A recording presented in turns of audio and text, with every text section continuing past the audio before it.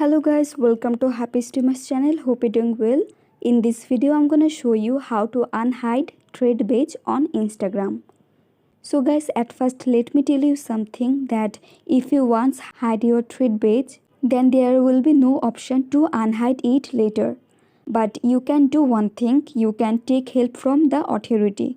So for that you have to go to your Instagram.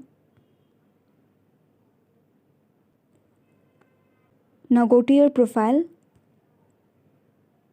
Tap on the three lines in the right side of corner. Now tap on settings and privacy. Swipe down and tap on help. Now tap on report a problem. Again tap on report a problem.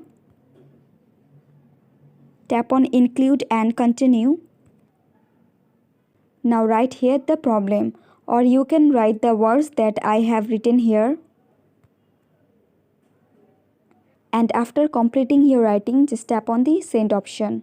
And then your message will go to the authority and they may take some action later.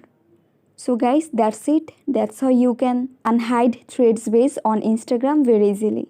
So guys, I hope this video was helpful to you. If it was, then please give a thumbs up and hit the subscribe button. And thanks for watching the video.